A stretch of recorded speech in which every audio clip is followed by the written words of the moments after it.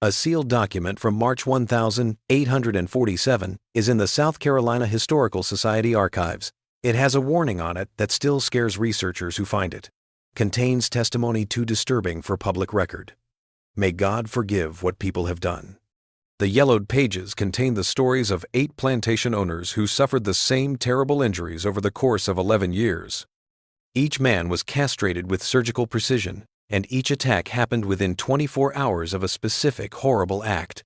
The person who did it was never caught or named in official records. But after the Civil War, freed slaves told stories in hushed tones about a man they called Silas the Silent. He was a field hand who couldn't scream because his vocal cords had been damaged beyond repair. His revenge was so methodical and terrifying that even his fellow slaves were afraid to say his name out loud. What you're about to hear is a retelling of events that South Carolina officials tried to hide on purpose. There was so much violence that it was easier to pretend it never happened than to face what it showed about the plantation system itself. Before we go on with the story of Silas and the 8 men who fell victim to his planned rage, I need to ask you something. This channel is here to tell you the most disturbing and scary true stories from American history that you won't find in textbooks. Hit the subscribe button right now if you like content that doesn't shy away from scary parts of history, and I'm interested to know where you're listening from. Please leave a comment with your city or state. Now, let's talk about one of the most disturbing cases of revenge in American history. It wasn't an accident that the sealed testimony was opened. In 2003, a graduate student kept asking about these events until they came to light again. What she found would stay with her research for years. In 1836, the low country of South Carolina was a place of contradictions. Stunning natural beauty hiding the suffering of people on a large scale. The rice plantations in the area made a lot of money for a small group of white landowners. They were built entirely on the forced labor of thousands of enslaved African Americans who worked in fields full of mosquitoes where malaria and dysentery killed just as easily as overwork. Charleston, 40 miles to the east, looked like a polite southern city with big balls, literary groups, and churches with tall steeples. At the same time, the countryside around the camps was like a giant web of labor camps where people could be bought, sold, bred, and worked to death without fear of punishment. The low-country plantation belt ran along the coastal plain, where the meeting of tidal rivers and rich soil made it perfect for growing rice. But growing rice was hard work. Enslaved people stood in water up to their knees for hours, where snakes, alligators, and disease could get to them. The sharp edges of the rice stalks cut their hands and made them bleed. The summer heat was unbearable, and the air was thick with bugs and humidity. Winter brought cold rains that soaked through thin clothes. The enslaved people on these plantations greatly outnumbered their owners, sometimes by 20 or 30 to 1. This made white plantation owners always afraid. This fear showed up in harsh discipline, complicated systems of surveillance, and punishments meant to not only control, but also scare. In about 1815, a child was born who would be given the name Silas. According to incomplete records, his mother was named Patience. She worked in the fields of the Rutledge plantation near Georgetown. There was never any record of who his father was, but plantation records showed that Patience's child was mulatto, which means he had a white father. This small detail would turn out to be very important in the strict caste system of plantation society. The children of enslaved mothers and white fathers were in a strange situation. They were legally enslaved because of their mother's status, but they also looked like their oppressor fathers, which often made them targets of special resentment or unwanted attention. Silas grew up in the quarters, which were crowded wooden buildings where enslaved families lived in conditions that were barely safe. In the summer, the buildings were hot and the rain leaked through. In the winter, they didn't stay warm. There was no way to have privacy. Families were torn apart by the need for money, with children sold away from parents and husbands sold away from wives. There was no way to measure how much this instability affected people's mental health. But in these communities, people built support networks, passed down African traditions mixed with Christian teachings, sang songs that sent messages of resistance, and found ways to stay human in a system that tried to take it away. Silas was working in the fields when he was 7 years old. The South Carolina Historical Society has plantation records from the Rutledge estate that show him as a field hand, small tasks in 1822. By the time he was 10, he was doing full adult work. People who knew him during these years, according to oral histories collected by the Works Progress Administration in the 1930 seconds, remembered him as a quiet boy who learned quickly and seemed to pay close attention to everything. An old person who used to be a slave and was interviewed in 1937 said, "My granddaddy told me about a boy named Silas who didn't talk much, even when he was little. He had light skin and gray eyes that looked right through you. He said that boy saw things other kids didn't see and remembered things it was better to forget." Even among other slave states, the low country of South Carolina was known for being especially cruel. The fact that there were so many more enslaved people than whites made plantation owners paranoid, especially after the Denmark-Vesey conspiracy of 1822, when authorities in Charleston found out about a supposed plan for a huge slave uprising. Historians still disagree on how far the conspiracy went, but the white response was clear. 35 black men were hanged, and restrictions on enslaved people became even worse. The patrol system got worse, with armed white men patrolling the roads at night and stopping any black person they saw without a written pass. It was already against the law for enslaved people to read and write. Now, even religious gatherings that weren't supervised by white people were banned. There was no doubt about the message. Any kind of resistance would be met with overwhelming violence. Silas became a teenager in a time when fear and repression were at an all-time high. In 1828, when he was 13 years old, something happened that changed him for good. It's not clear what happened, because there was a lot of silence around these kinds of events. But records from the Rutledge estate show that Silas saw a doctor in October of that year for serious throat injuries. The medical note is short and to the point. Slave boy, about 13 years old, damage to larynx and vocal cords, cause unknown. Recommended observation. A different entry in the plantation ledger, written by a different person, says, Silas, unable to work, recovering from discipline incident. The word discipline covered many horrors on plantations, including whipping, branding, and mutilation. After that, Silas could no longer talk normally. It was said years later that he could make sounds like grunts, whispers, and sometimes even a strangled version of words. But his voice was gone. The damage was not going to go away. There was never an official record of whether this was the result of a beating, a planned punishment, or something else. There is no doubt that Silas the Silent, as he came to be known, was a presence that was both invisible and very scary in the plantation world from the time he was 13 years old. Some overseers thought he was less dangerous because he couldn't talk, while others thought he was more dangerous. He was a ghost in plain sight, doing his job without complaining and watching without saying anything. Like other plantations in the area, the Rutledge plantation used a task system instead of gang labor. Every day, enslaved workers had to do certain things, like hoe a field, dig ditches, and thresh a certain amount of rice, and once they were done, they should have had their own time. In reality, people often had to work late into the evening because tasks were too hard to finish during the day. But the system did let people have some freedom, like gardens, where enslaved people could grow their own food, and chances to make a little money by selling extra food or fish they caught in rivers. These little freedoms were very important for mental health because they gave people places to make choices, even if they were limited. Oral histories say that Silas spent his evenings in a way that was different from most people. He looked. He paid attention. People forgot he was there because he didn't say anything, and in that silence, he learned things. He learned the patterns of the overseers, which ones drank heavily, which ones disappeared into the quarters at night. He learned when the patrol riders were on duty, and where they weren't. He learned which plantation owners went to other plantations and why. And he learned, even though no one talked about it openly, that some of the enslavers thought of enslaved women and sometimes enslaved boys as sexual property, which came with ownership. The first event took place on a hot August night in 1836, but it wouldn't be fully understood until much later. Nathaniel Grayson, a 32-year-old plantation owner whose land bordered the Rutledge estate, was the victim. Grayson's wife, found him in his bedroom at dawn. He was awake but in shock, and blood was soaking through the sheets.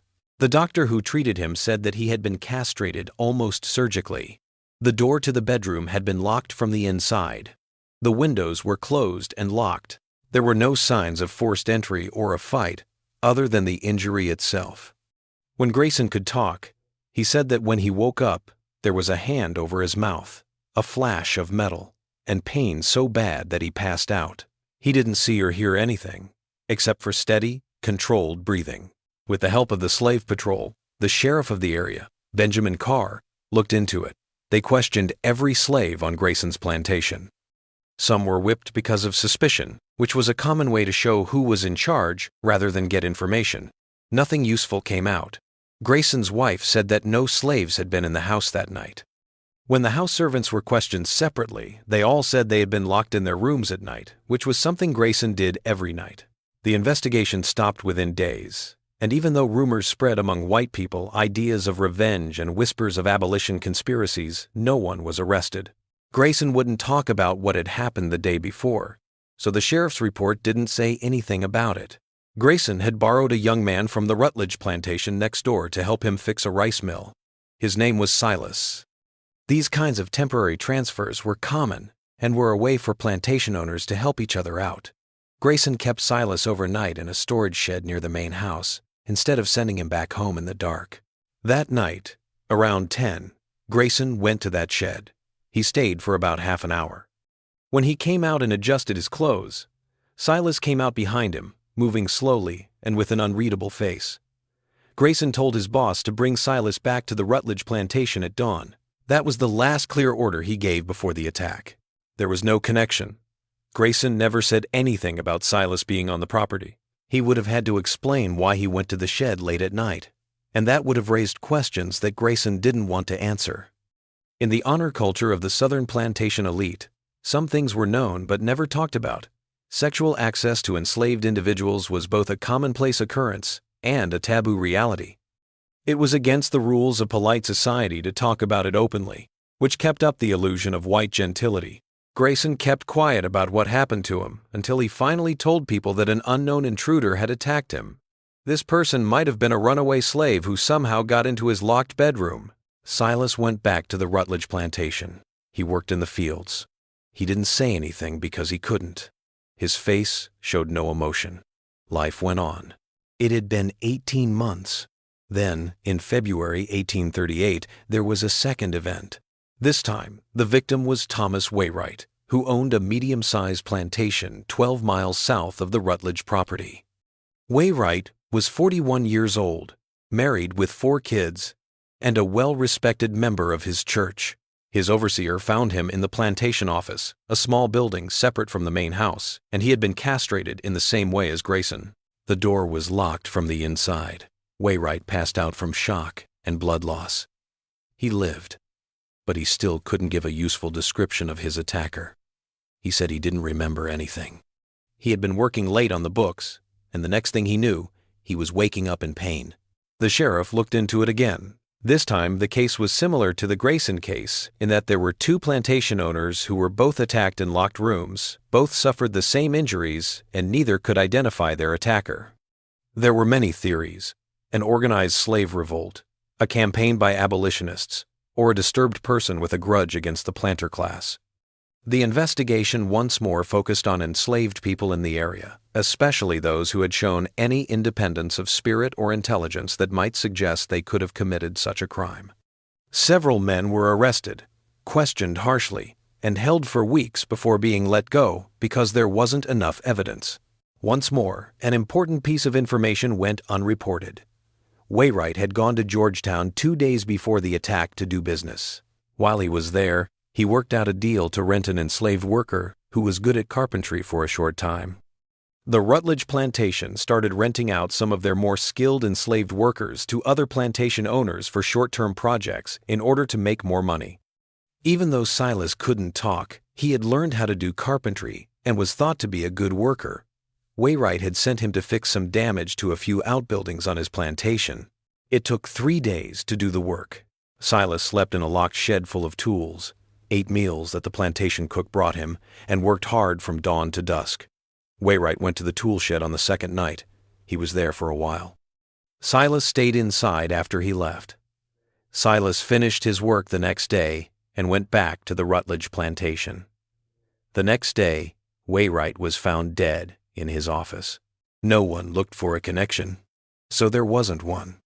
The notion that an enslaved individual, especially one who was mute and unable to articulate their plight, could execute such premeditated vengeance was inconceivable within the perspective of plantation society. People who were enslaved were property and couldn't think strategically enough to do things like that. People knew they were suffering, but they didn't care. The idea that they might respond with planned violence was too much to think about. But there were rumors among the enslaved people in the Low Country. There was nothing clear or traceable but a pattern of knowing looks and careful silences. There were times when the name Silas came up that made it seem like he was more than just a good carpenter. An old woman who was interviewed decades later said, "We knew there was somebody making those white men pay." She didn't know for sure who it was, but she heard stories about a man who couldn't talk and moved like a shadow. People were scared of him, but not in the same way they would be scared of something bad. More like how you'd be scared of a storm. You know it's coming and how strong it is, so you do your best to stay out of its way. By 1840, 4 plantation owners in the Low Country of South Carolina had met the same end. Every attack happened in the same way. Locked rooms, no sign of forced entry, surgical precision, and no good description of the attacker. Grayson, Wainwright, and now Edmund Talbot and Henry Prescott were all victims, but they didn't have much in common on the surface. They were all different ages, had different sizes of plantations, and were part of different social groups. The only thing that connected them was where they lived. They all lived within 20 miles of each other, and were all part of the rice plantation economy that defined the area. The attacks made the planter class feel scared. It was no longer safe to leave doors locked. People used to take for granted that there were slaves living and working in and around their homes. Now, they were afraid of them.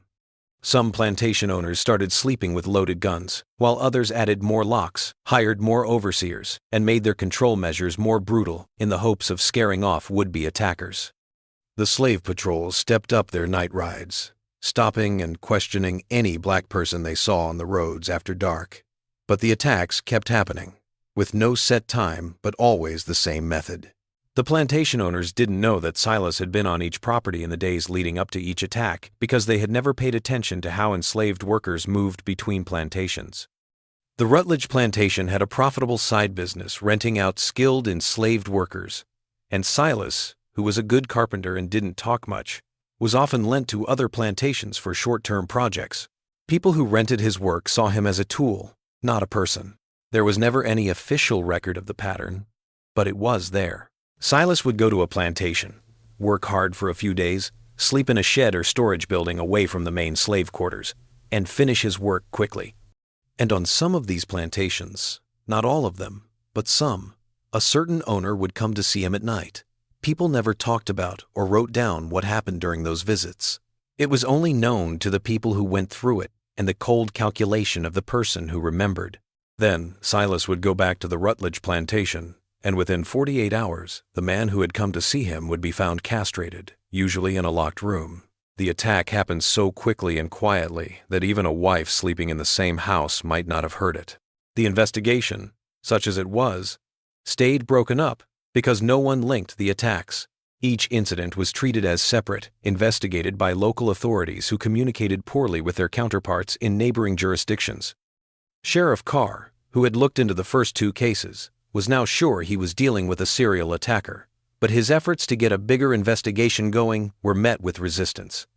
Plantation owners didn't want to talk about the attacks openly because they were ashamed of their injuries and afraid of encouraging more crimes or slave uprisings.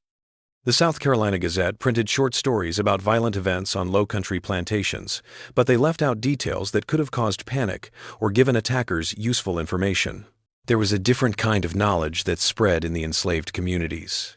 People were aware that some plantation owners were being targeted. They knew that whatever was going on, it wasn't the kind of justice that their legal system would ever give them. Women who were enslaved, especially those who had been raped by white men many times.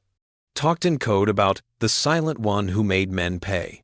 But they also knew that openly celebrating or even talking about these attacks would lead to punishment for everyone. After each incident, slave patrols would go through the area, asking people questions, breaking things, and randomly hurting people to show they were still in charge. So the information stayed secret, only shared in whispers, never written down, and never spoken where others could hear it. Even people who lived next to Silas in the Rutledge quarters didn't know much about him.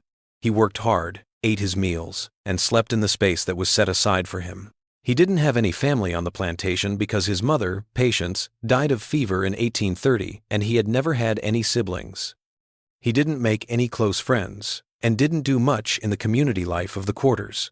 His silence was both a reason and a wall. How do you make friends with someone who can't talk, whose face doesn't show any emotion, and whose eyes seem to look through you instead of at you?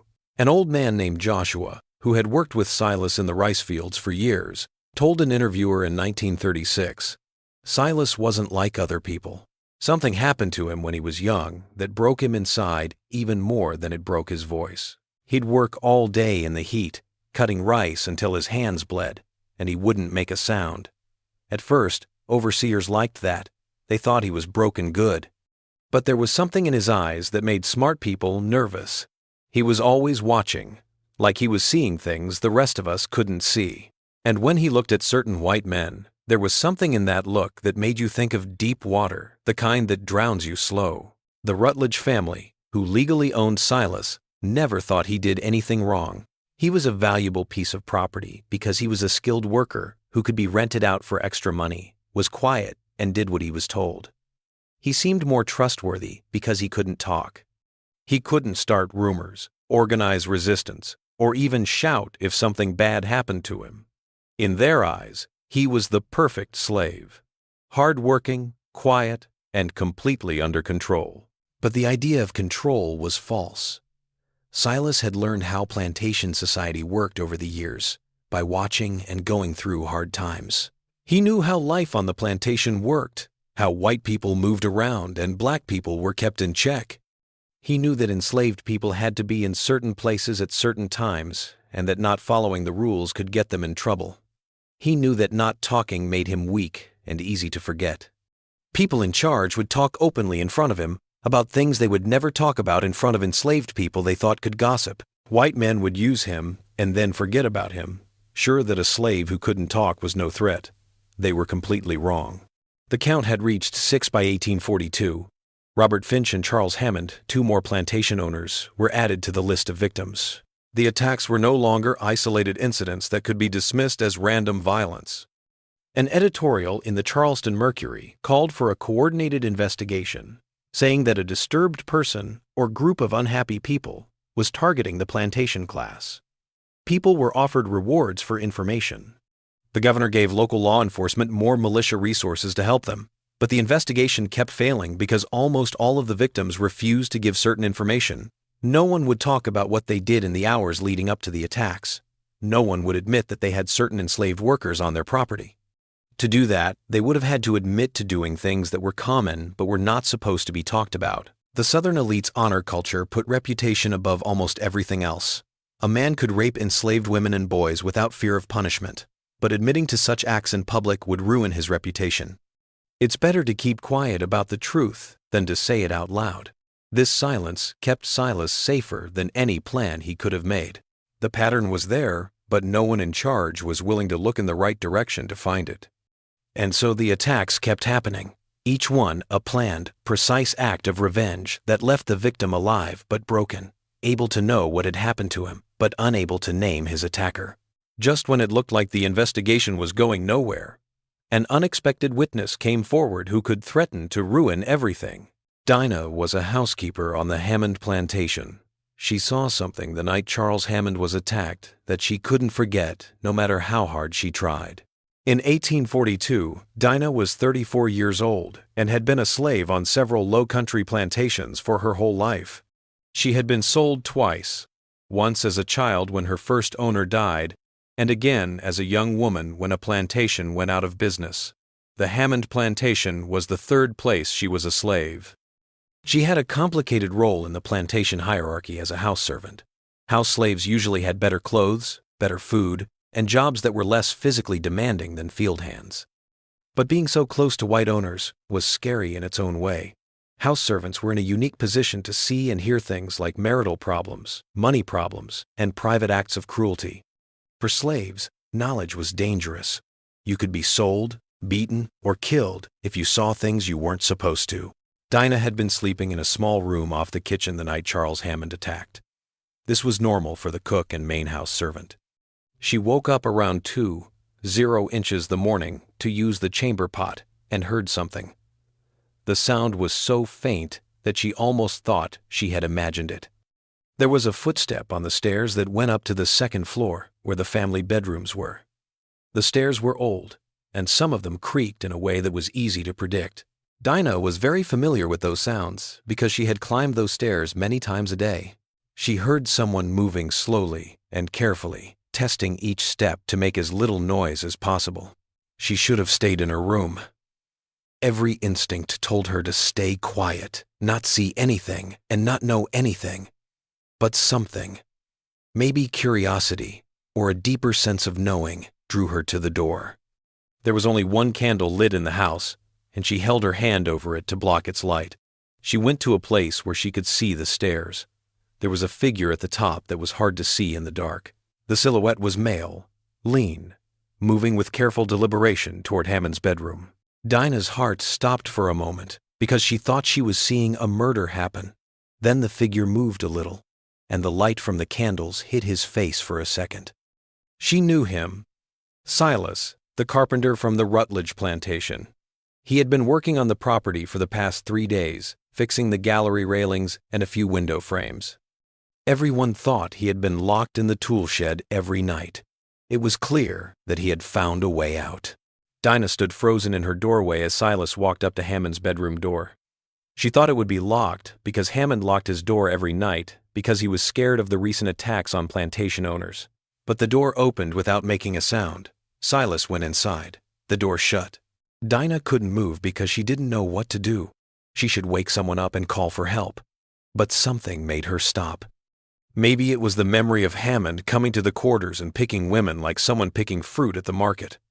Maybe it was the fact that she didn't want to be a part of whatever was about to happen. Maybe it was because they knew that the quiet man who had just walked into that room was doing something that the law would never do. She went back to her room. She stayed awake and listened. The house stayed quiet. There were no screams, no fighting, and no sounds of violence. Just deep, complete silence. Dinah was already in the kitchen starting the fire and making breakfast when Hammond's painful moaning started just before dawn. She was there when Hammond's wife started screaming, when the doctor was called, and when the house fell apart. And when the sheriff came to ask everyone questions, Dinah didn't say anything about what she had seen. No information about the person on the stairs. There was nothing about Silas going into the locked bedroom. But silence has a way of getting worse, especially when you know something that could save lives or end them. Dinah kept what she knew to herself for the rest of 1842 and into 1843. When Silas came back to the Hammond plantation to do more work, she watched him with a mix of fear and something close to awe. He never looked at her for more than a second, but she was sure he knew she had seen him. They were both silent, knowing things that could hurt the other. In November 1843, the 7th attack happened. Daniel Merrick was the victim. He was a particularly cruel plantation owner, and his cruelty was well known even by the standards of the area. Merrick owned a large plantation near the Waccamaw River, where more than 40 slaves worked in rice fields that made a lot of money. He was known for creative punishments, like thumbscrews, the stocks, and harsh whippings for small mistakes. People also knew that he had a lot of sexual desires, including for enslaved women and younger men. The people who worked for him as slaves lived in fear all the time. In early November, Silas was sent to Merrick's plantation to build a new storage building for tools used to harvest rice. The work on the project took 10 days. Silas slept in a locked corn crib. ate his meals away from the other slaves, and worked like a machine. Merrick went to the corn crib on the third night of his stay. Only 2 people knew what happened during that visit. But 9 days later, when Silas finished his work and went back to the Rutledge plantation, his overseer found Merrick in the plantation office, castrated with the same level of skill that had become so common. At this point, 7 plantation owners had been hurt. It should have been clear what the pattern was, but it stayed hidden because the information that was needed was spread out over different plantations, jurisdictions, and social circles that didn't talk to each other well. The victims had made an informal group and met from time to talk about their ideas and share information, but they couldn't see the pattern because they were ashamed and didn't want to talk about some things. They knew that someone with a lot of information about their homes and habits was after them, but they couldn't or wouldn't see the connection. Silas the Silent was the common thread. He was a carpenter who moved between plantations like a ghost, working hard, watching carefully, and remembering everything. He had worked on his method for years. Find the places where he was most at risk.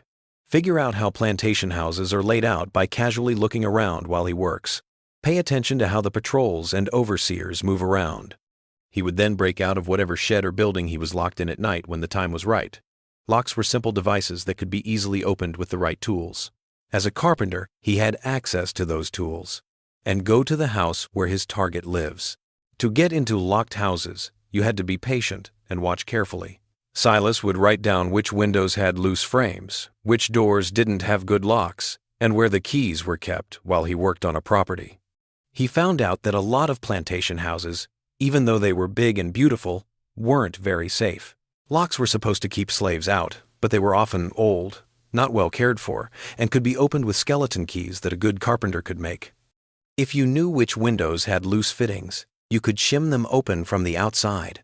Silas moved around inside with the confidence of someone who had studied the area. He knew which rooms were full, where the servants slept, and where the floorboards creaked. He also knew that his targets would be alone, or if they were with their wives, those wives would be heavy sleepers, thanks in part to the laudanum that many rich women of the time used all the time. He would quietly enter the bedroom, walk up to the man who was sleeping, and in one quick motion, put a cloth soaked in chloroform stolen from plantation medical supplies during the day over the man's face. The man would fight for a short time before passing out. Silas would work quickly, using surgical tools that he had carefully gotten and hidden. The castration was done with such precision that it seemed like Silas had medical training, but it was still a mystery where he had learned these skills.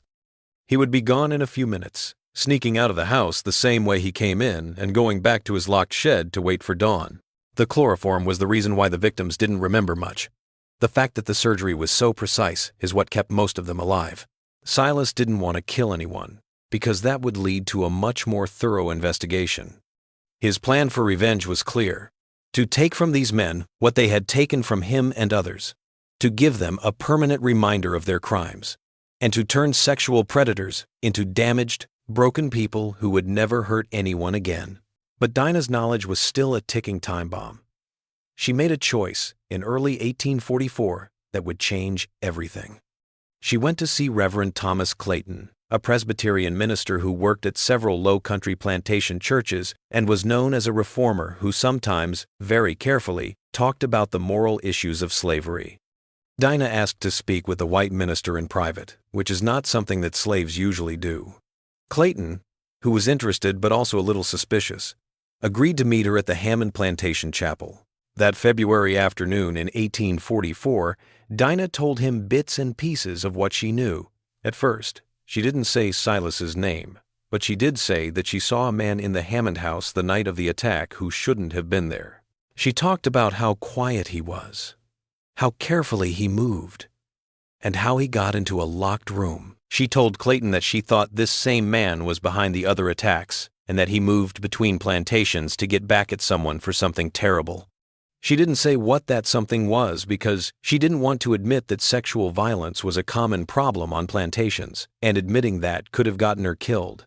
But she gave him a hint, and Clayton, who was smarter than most of his friends, got it. Clayton had to make a choice that was impossible. If he told the police what Dinah had told him, she would definitely be punished, and she might even die for not coming forward right away. The person who did it would probably be caught and killed. But Clayton was smart enough to see that what he was dealing with wasn't just crime. It was revenge for years of abuse. He asked Dinah why she was telling him this now, months after seeing the attack. "Because there's going to be more," she said. "I can see it in him when he passes by. And maybe if someone knows and understands what's really going on, something can change." Clayton did something that went against all the rules of his time and place. He didn't tell the police anything. Instead, he started his own quiet investigation, going from plantation to plantation and talking to enslaved people as if he were a religious minister. He collected stories that backed up what Dinah had said. He found out about a carpenter named Silas who didn't talk. He learned that plantation owners would go to locked sheds at night.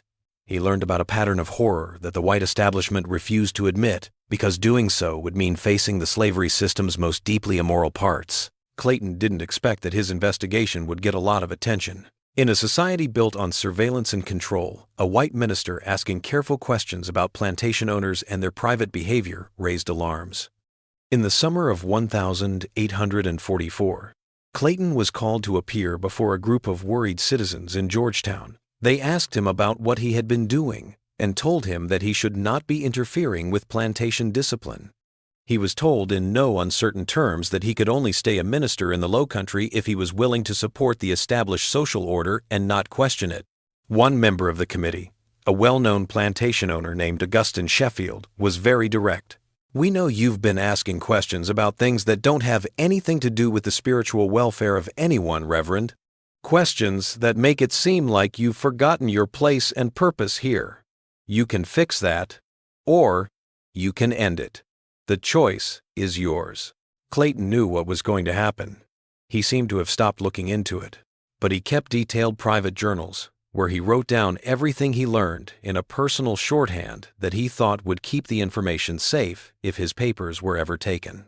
These journals, which were found at a Charleston estate sale in 1998, give the most complete modern account of what was really going on in the Low Country from 1836 to 1847.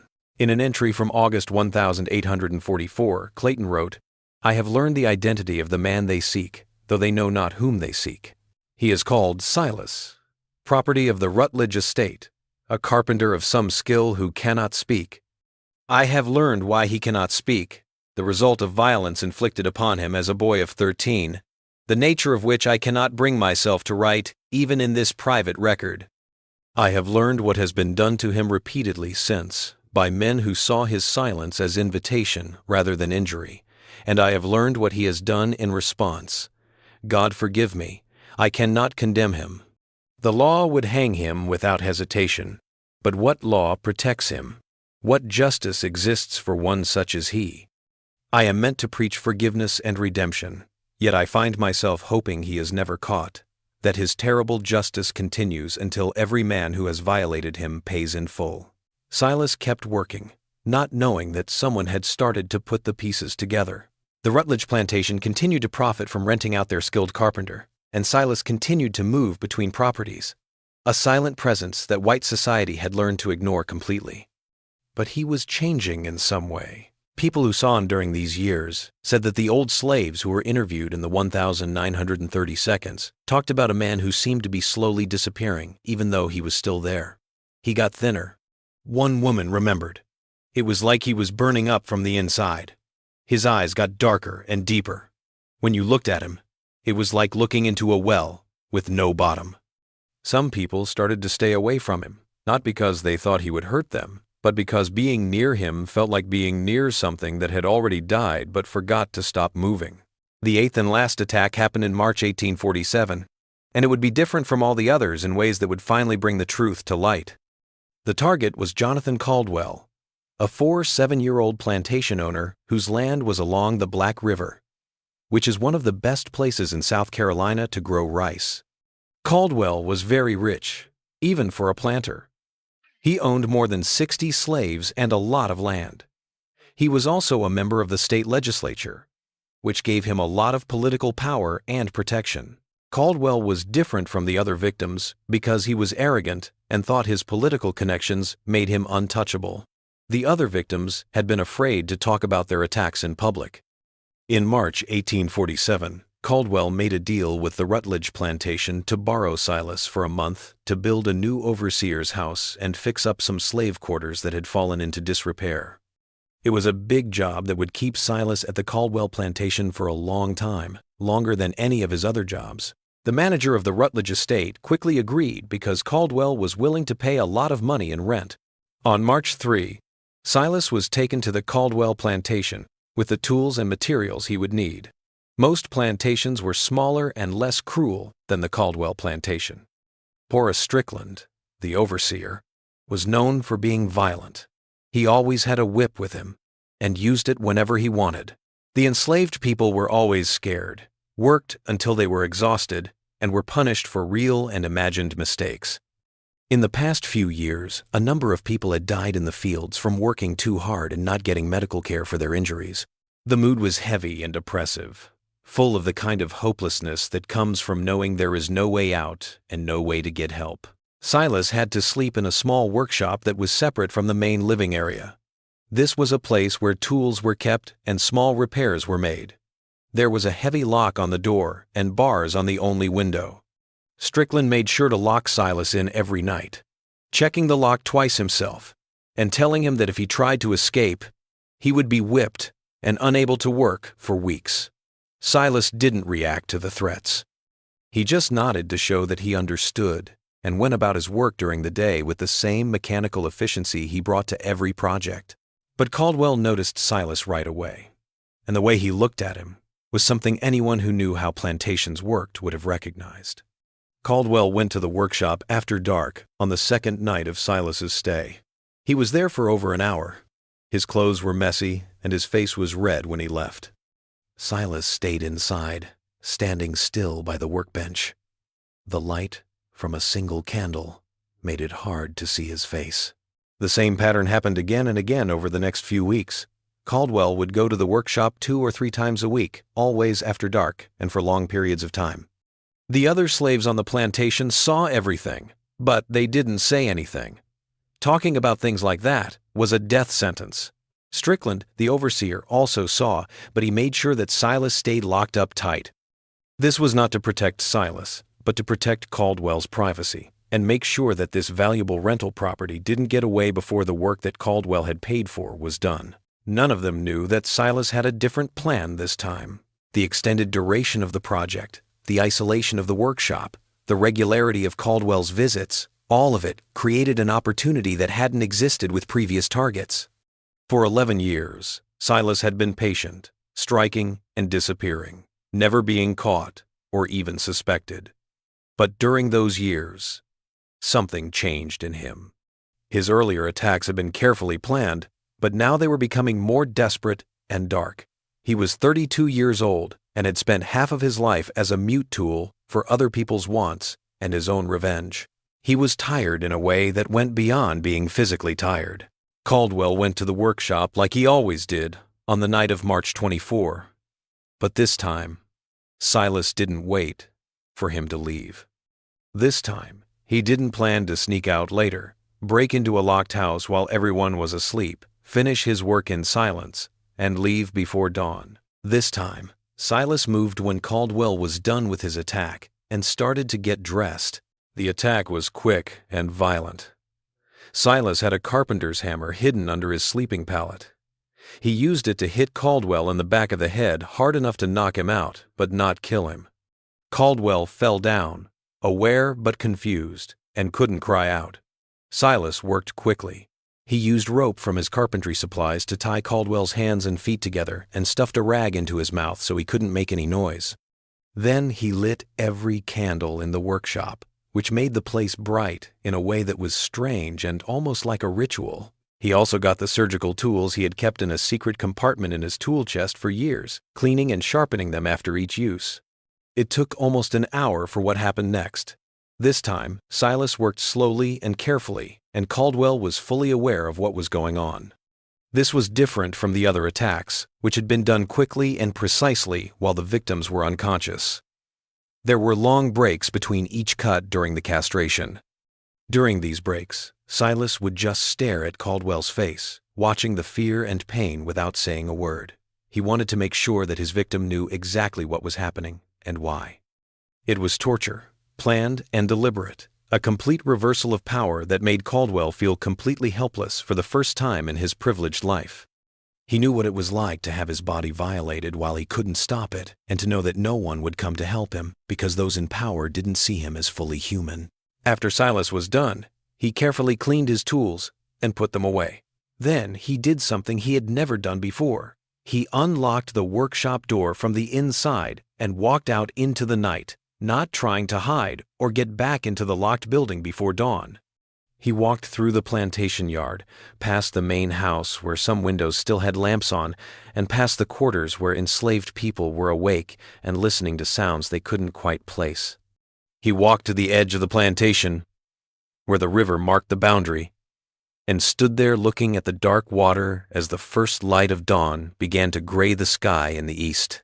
Strickland, the overseer, found him there at sunrise. He had found Caldwell in the workshop, where he was screaming through his gag and barely conscious from shock and blood loss. Strickland had quickly put together a search party, thinking he would have to chase an escaped slave through the swamps. Instead, he saw Silas standing by the river, his hands still stained with blood, and his face showed no emotion, fear, or regret. Silas didn't try to run when Strickland and 3 other armed white men came up to him. He just turned to look at them. Later, Strickland would tell people that the look in Silas's eyes scared him more than anything else he had ever seen. Not anger or insanity, but something emptier and colder, like looking into the eyes of a man who was already dead. Just when you think you know everything there is to know about this horrible thing, remember that Caldwell was the 8th victim we know of. How many more could there have been? Attacks that weren't reported? People who were hurt, too ashamed to say what happened to them. If this story is giving you the creeps, send this video to someone who likes dark historical mysteries. If you support content that doesn't shy away from the harsh truths of American history, hit that like button. And don't forget to sign up. We have more stories like this one, stories that history tried to hide. Now let's find out what happened when the truth came out. They quickly arrested Silas, put chains on his wrists and ankles, and locked him in a storage shed on the Caldwell plantation while they figured out what to do next. Caldwell was rushed to Charleston for urgent medical care. He lived, like all the other victims, but the injury was terrible and would last forever. The news of the attack spread quickly through the Low Country, and for the first time, the police started to look into whether it might be linked to the other attacks. Sheriff Carr went right to the Caldwell plantation after hearing about the attacks. He had been looking into them for more than 10 years. He had a real suspect in custody for the first time. The next day, the 26th of March, 1847, Silas was moved to a small room in the Georgetown courthouse under heavy guard where the questioning would begin. Sheriff Carr, 2 deputies, the district attorney, and Reverend Clayton were all there. Carr had asked Reverend Clayton to come because he was known to have the trust of enslaved people and might be able to get Silas to talk even though he couldn't speak. The transcript of the interrogation, which is one of the sealed documents that the South Carolina Historical Society later put in storage, is very disturbing to read. Silas was brought into the room in chains, with his hands tied to a ring that was bolted to the floor. He sat still, with no expression on his face. His damaged throat made sounds that he couldn't help but make, but he didn't speak. Sheriff Carr started by asking Silas directly, "Did you attack Jonathan Caldwell? Did you castrate him?" Silas slowly nodded to both questions. No denying it. No trying to get out of it. Then Carr asked the important question, "Have you done this before? Are you responsible for the other attacks?" Silas stared at him for a long time before nodding again. The men in the room looked at each other. They had a hunch, but getting proof was different. Carr pushed harder. "How many? How many men have you attacked?" Silas held up both hands, with his fingers spread out, showing that he had attacked 8 men. Carr felt something cold settle in his stomach. "Why? Why did you do this?" Reverend Clayton stepped in at that point. He brought a pencil and paper because he thought Silas might be able to write, but Silas shook his head when he offered them. He didn't know how to read or write. It was against the law for enslaved people to learn to read and write, and he had never been taught. That made Clayton try a different way. He started asking questions that could be answered with a yes or no, and Silas nodded or shook his head in response. The conversation that followed, which was put together from Clayton's journal and the official transcript, showed the pattern that had been there all along but was hidden by shame and silence. "Did these guys hurt you?" Clayton asked. Silas nodded. "Did they force themselves on you?" Silas nodded again, but this time more slowly. "All 8 of them?" "Yes." "Did this happen to you when you were young and your voice was hurt?" "Nod." "Did this keep happening every time you were sent to work on other plantations?" Clayton looked at Sheriff Carr. "Sheriff, I think we need to look into how these attacks happened. I think this man has been the victim of sexual violence for almost 20 years, and what he did was revenge." Everyone in the room stopped talking. Harrison Felder, the district attorney, finally spoke. "That's not a legal defense, Reverend. Slaves have no legal right to get back at their masters for any reason. Even if what you say is true, and I'm not saying it is, it doesn't matter. This man cut up 8 white men of standing. He'll hang for this." But Carr was looking at Silas with an expression that made it seem like he was finally getting something he had been trying to avoid for years. He said slowly, "The pattern. He was at every property just before each attack. If we had been looking at the movement of rented slaves, we could have found this connection years ago. But we didn't look because we didn't want to see what we would find." He turned to Felder. "If we put him on trial, all the details will come out. Why he was sent to these plantations, what happened to him while he was there, and why 8 respectable plantation owners all had this silent slave right before they were attacked. Do you want those details to be public?" Felder got it right away. For a public trial, people would have to testify about what Silas did to the victims. It would necessitate recognizing the pervasive sexual violence inherent in the plantation system. It would be humiliating for the victims. It would upset the social order. And it might even inspire other enslaved people to fight back. It's best to deal with this quietly so that it doesn't get a lot of attention from the media. "What do you mean?"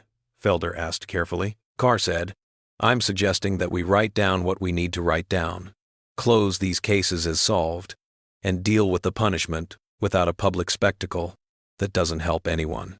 What happened next was a bureaucratic game of hiding things.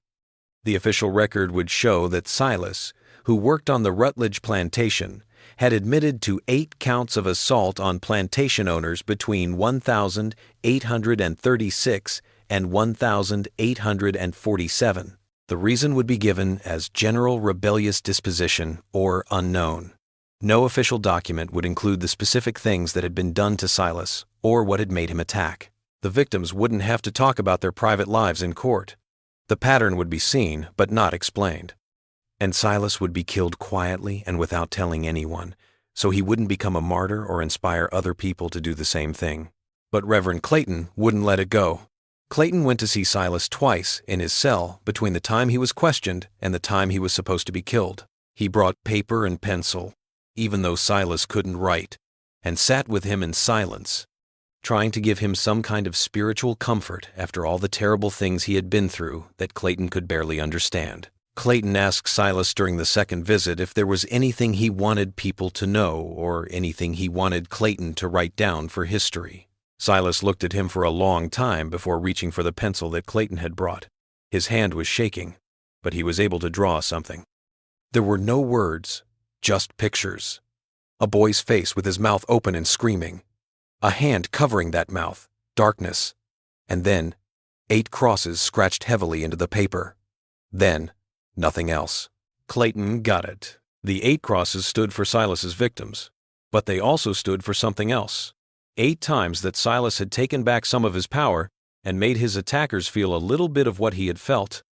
It wasn't justice in the eyes of the law, but it was the only justice Silas had ever been able to get. Clayton carefully kept the drawing in his journal, where it still is today, a stark visual record of violence that official records tried to hide.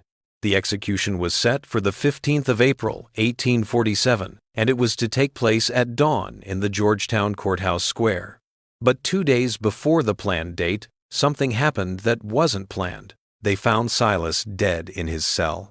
The official cause of death was suicide, by hanging with strips of cloth torn from his blanket. However, the report had some problems that made people question it then, and still do now. People were supposed to be watching the cell all the time.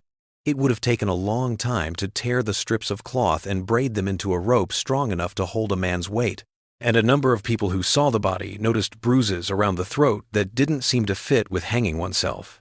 There was never an official answer to the question of whether Silas killed himself or was killed to avoid a public execution that might have drawn unwanted attention.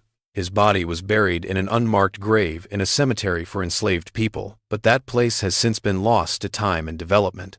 There is no headstone, no memorial, or anything else to show where Silas the Silent finally found peace in death. The 8 plantation owners who survived Silas's attacks had to deal with their injuries and their shame for the rest of their lives. A number of them left the area and went to other states where no one knew their stories. Some stayed, but became reclusive. Their broken bodies were constant reminders of what they had done and what had been done to them in return. Jonathan Caldwell left the state legislature not long after he got better, saying it was for health reasons. He sold his plantation in 1849 and moved to Virginia, where he died in 1856. There is no public record of what happened to him after that. Nathaniel Grayson, the first victim, lived until 1861, which was long enough for him to see the start of the Civil War, which would eventually bring down the system that let him commit his crimes. He never got married, never talked about his attack in public, and died alone in the house where it happened.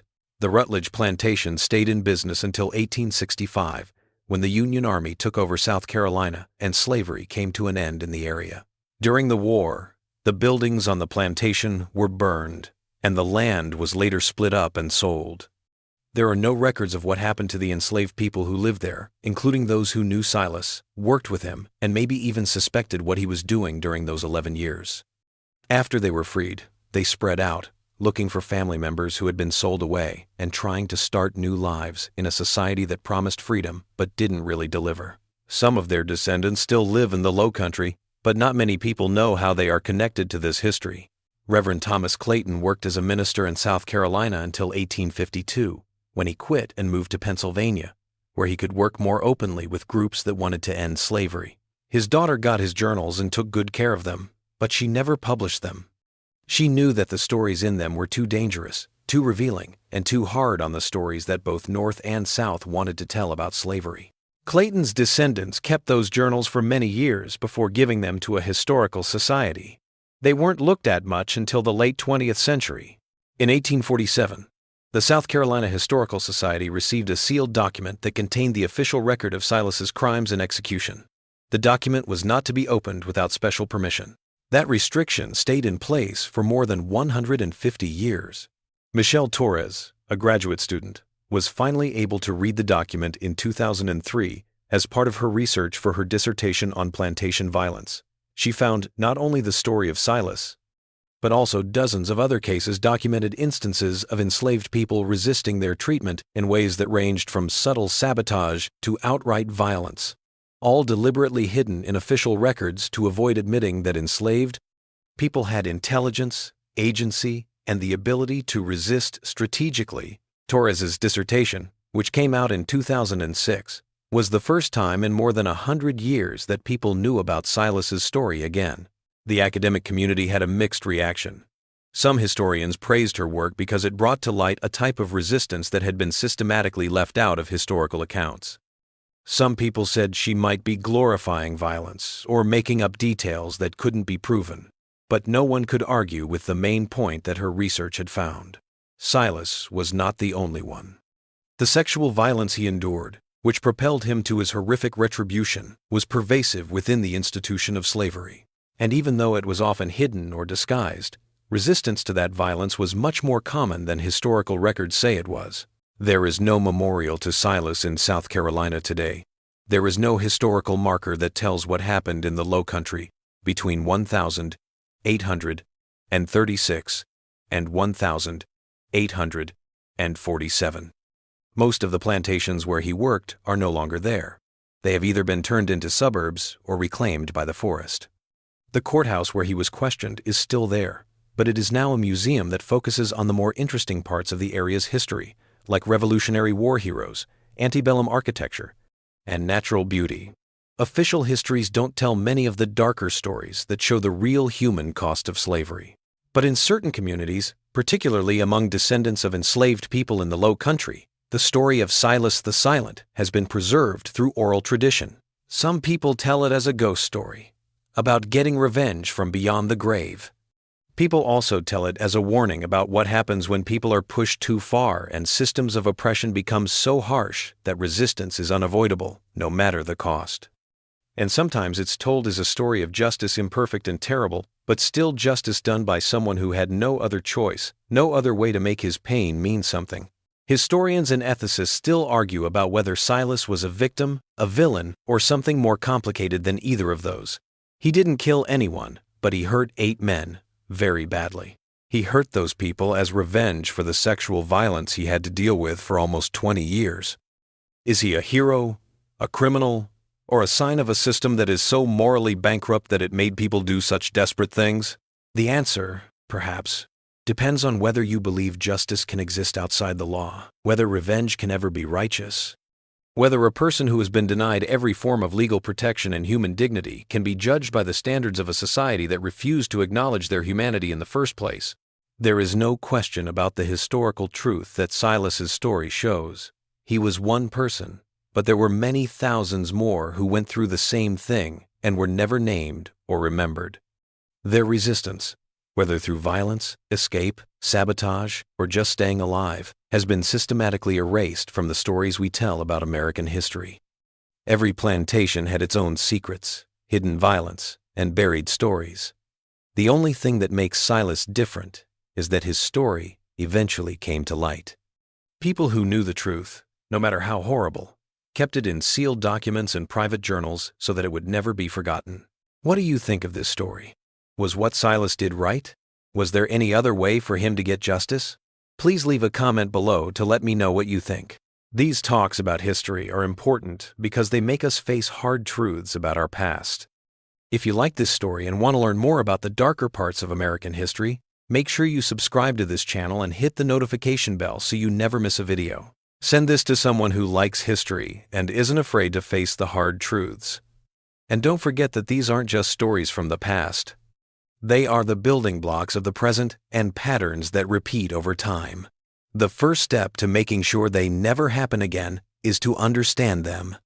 Until next time, keep questioning, keep learning, and never forget that behind every historical statistic, there were real people with real lives, real suffering, and sometimes terrible choices that made perfect sense in their desperate circumstances.